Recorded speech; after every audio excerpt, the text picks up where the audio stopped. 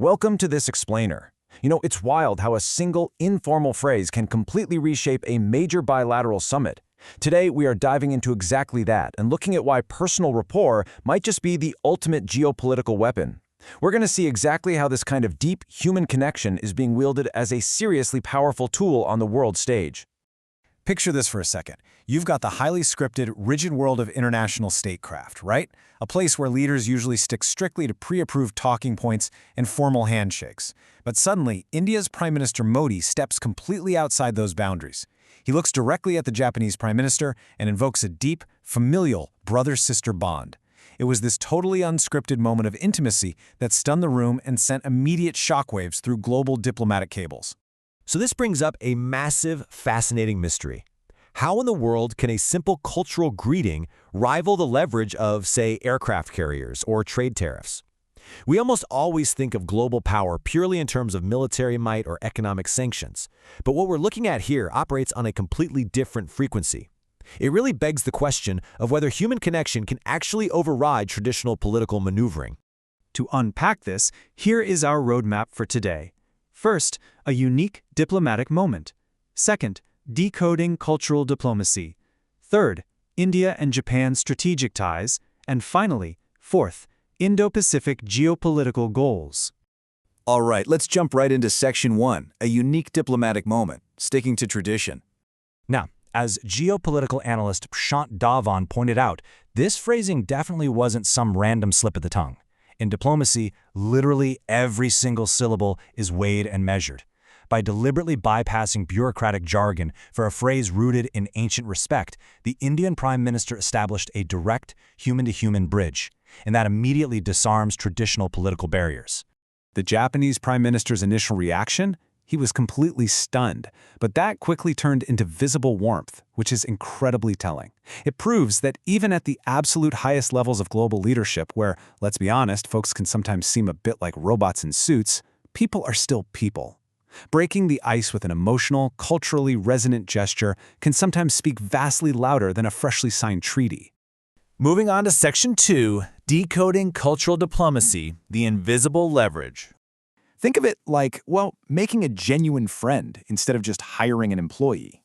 Cultural diplomacy is basically this invisible leverage of shared ideas, values, and traditions.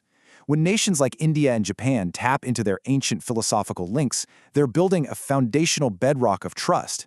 And it's that specific trust that makes future economic and military negotiations infinitely smoother.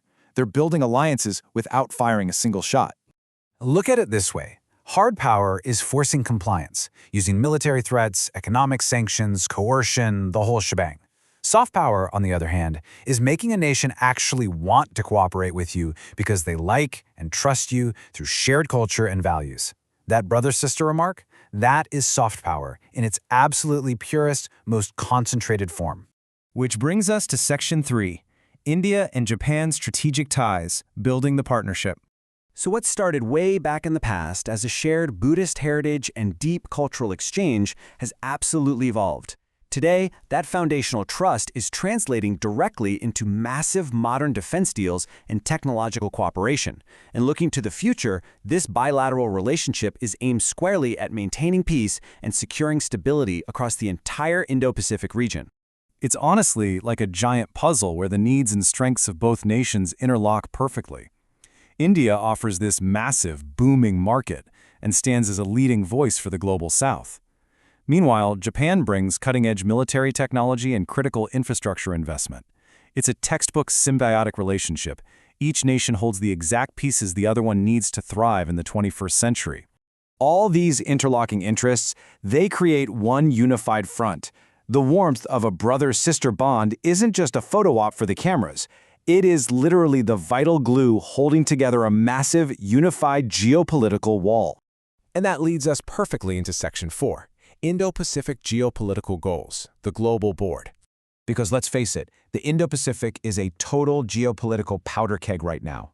We're seeing severe friction over the Indus Waters Treaty between India and Pakistan, and that is compounded by China openly asserting its jurisdiction over vital water sources in Tibet. Add in the emerging Bangladesh-Pakistan axis, plus the ever-present specter of nuclear posturing, and wow, the pressure in this region is immense. So, amidst all these intense flashpoints, the India-Japan alliance acts as an absolutely crucial stabilizing anchor. And why should we care? Well, because the stability of global supply chains and international trade relies heavily on these very waters. India and Japan are effectively leaning on each other to project calm and security into a region teetering on the edge. The logic behind this overarching strategy is fascinating. It's a clear three-step escalation of trust. Step 1, you foster personal trust. Actually, scratch that. It's more like a foundational pillar. You can't successfully counterbalance massive regional threats without Step 2, a rock-solid economic partnership. And you absolutely cannot build that economic partnership without first establishing genuine, personal trust at the human level. Ultimately, this explainer shows how an informal brother-sister comment is actually the front line of a massive geopolitical strategy. What started as a surprising moment of traditional warmth ripples outward. It creates economic confidence, which then builds military cooperation, and that ultimately forms a geopolitical shield across the Indo-Pacific. It is the perfect example of soft power forging hard stability. I'm going to leave you with this final thought today. As global stakes just keep rising, how heavily will world leaders rely on these human connections to navigate the coming storms? When treaties are tested and resources become scarce, will it be the memory of a shared cultural bond that pulls nations back from the brink? It's a fascinating question to chew on as we watch this new era of diplomacy unfold. Thanks for joining me for this explainer, and definitely keep your eyes on the Indo-Pacific.